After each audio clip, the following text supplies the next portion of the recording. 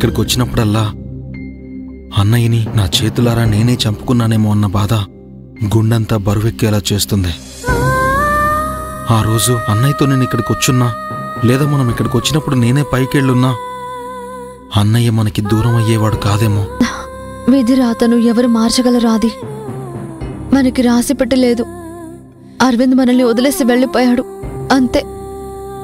మావయ్య చెప్పినట్టు ఈ ప్రాజెక్ట్ని మనం సక్సెస్ఫుల్గా ఫినిష్ చేయగలిగితే అరవింద్ ఆత్మ శాంతిస్తుంది.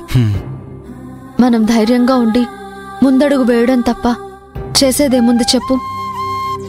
ఇంకొన్నాళ్లు పోతే నా కడుపులో పెరుగుతున్న అరవింద్ రూపం మన నుంచి దూరమైనా ఆ మనిషి మన మధ్యలో లేడన్న బాధని దూరం చేస్తుంది. సరే, పద వెళ్దాం.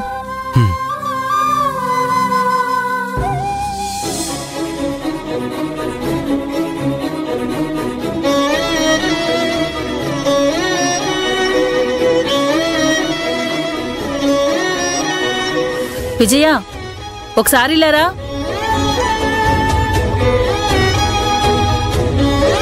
విజయ, నిన్నే ఒకసారి లేరా? ఇప్పుడే వస్తానుండు. అలాగే వెళ్ళు.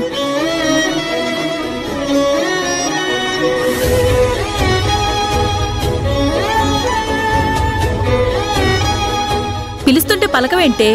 మరీ అంత పరధ్యానమైతే ఎలా? ఏం ఆలోచిస్తున్నావు? ఏం ఆలోచిస్తున్నానో కూడా నీకు చెప్పాలా? నాకు ఆలోచించుకునే హక్కు కూడా లేదా? నీ పని నువ్వు చేసుకోవచ్చుగా, ఎందుకు ఊరికి నన్ను పిలుస్తావు? ఎందుకే అలా కసురుకుంటావు? ఇప్పుడు నేనేమన్నానని? ఈ పనులన్నీ నీకెందుకు తల్లి? ఇంటికి వెళ్ళి చదువుకో. అది చెప్పాలని పిలిచాను. నా ఆశలన్నీ నీమీదే తల్లి, తెలుసా? అందుకే నాకు చేతనైన ఈ పని చేస్తూ వచ్చింది కాస్తో కూస్తో కూడబెడుతూ నిన్ను చదివిస్తున్నా. నువ్వు బాగా చదువుకొని పెద్ద ఉద్యోగం చేస్తూ ఇలాంటి బిల్డింగ్ ఒకటి కట్టాలి.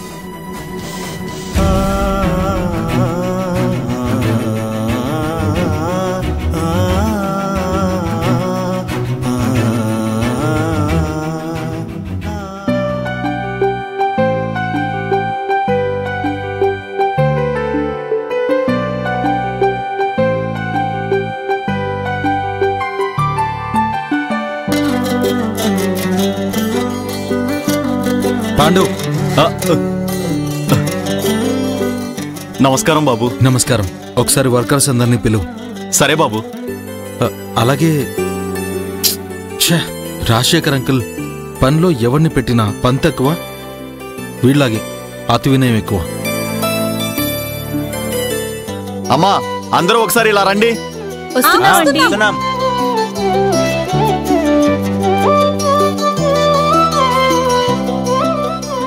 రామ్మా, రండి.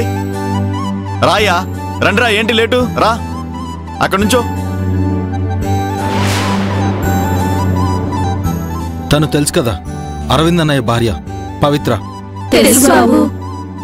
ఈ ప్రాజెక్టుకి పవిత్రనే మేనేజర్. ఇక నుంచి ఈ వర్క్ అంతా తనే చూసుకుంటుంది. మీరందరూ మేడం చెప్పినట్టు విని తనకి సపోర్ట్ చేసి ఈ ప్రాజెక్ట్ ని సక్సెస్ఫుల్ గా కంప్లీట్ చేయాలి. సరే బాబు. పాండు, మధ్యలో వర్క్ ఆగిపోయి ఇప్పటికే కన్స్ట్రక్షన్ చాలా లేట్ అయింది. ఇక నుంచి వర్క్ చాలా ఫాస్ట్ గా చేసి 4-5 నెలల్లో ప్రాజెక్టు మొత్తం కంప్లీట్ చేయాలి. ఈ బిల్డింగ్ ఇప్పట్లో పూర్తి చేయకూడదని రాజశేఖర్ గారు చెప్పారు. అంత త్వరగా బిల్డింగ్ పూర్తి చేస్తే క్వాలిటీ ఉండదు బాబు, కూలిపోతుంది. మీకే మాట వస్తుంది. ఇవి పాత రోజులు కాదు, టెక్నాలజీ డెవలప్ అయింది. బిల్డింగ్ కట్టడానికి చాలా మిషనరీలు, క్రేన్స్ లాంటివి వచ్చాయి. క్వాలిటీతో చాలా ఫాస్ట్ గా కన్స్ట్రక్షన్స్ పూర్తి అవుతున్నాయి. మరి మనం ఎందుకు పూర్తి చేయలేం? వాళ్ళని అడిగితే వాళ్ళేం చెప్తారు మేడం? వస్తారు, చెప్పిన పని చేస్తారు, డబ్బులు తీసుకుని వెళ్ళిపోతారు. కట్టుబడిలో ఉండే కష్టం, లోటుపాట్లు వీళ్ళకేం తెలుస్తుంది? పని చేస్తున్న వీళ్ళకి అవగాహన లేకుండా ఎందుకుంటుంది? మీరు చెప్పండి, అనుకున్న టైంకి పని పూర్తి కావాలంటే మీకేమేం కావాలి? మీరేమిచ్చినా కూడా మీరన్న 4-5 నెలల్లో బిల్డింగ్ హౌస్ సార్. ఎంత టైం పడుతుందో అంచనా వేసి కూడా చెప్పలేం. పాండు, రాగానే అడగాలనుకున్నాను, సిమెంట్ బస్తాలు స్టాక్ ఎన్నున్నాయి? ఉండొచ్చు సార్, సుమారుగా ఈ సుమారుగా ఏమక్కర్లేదు.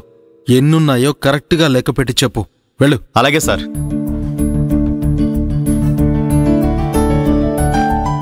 చెప్పండి, ఇక్కడున్న సమస్యలేంటి? కావలసినంత మంది మనుషులు ఇక్కడ లేరమ్మా. సిమెంటు, ఇసుక లాంటివి ఏవి కావాలన్నా ఈ పాండు అస్సలు పట్టించుకోడు. మా వెంటపడి పని చేయించుకోవలసింది పోయి వాడే పని ఆపుతున్నాడు. అన్నీ సరిగ్గా ఉంటే మీరు చెప్పినట్టు 4-5 నెలల్లో పనిని చాలా తేలిగ్గా పూర్తి చేయొచ్చు. ఇక నుంచి పాండుని కాదు, మీరందరూ కలిసి మీకేం కావాలన్నా నన్నడగండి. కలిసిమెలిసి పని చేయండి.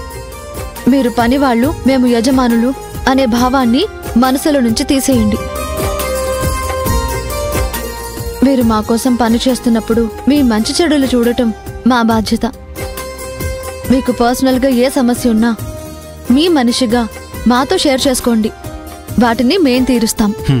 సరేనా? సరే.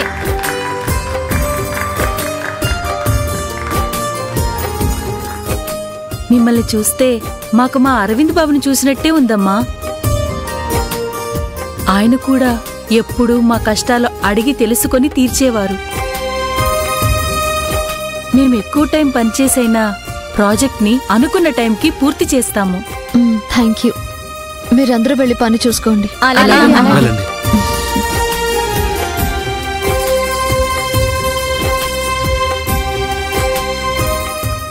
విక్రమ్ మోసం గురించి పవిత్ర మేడంకి చెప్తే నా సమస్యకి పరిష్కారం చేస్తారనిపిస్తుంది. Good Pavi, keep going. 1 minute. Hello.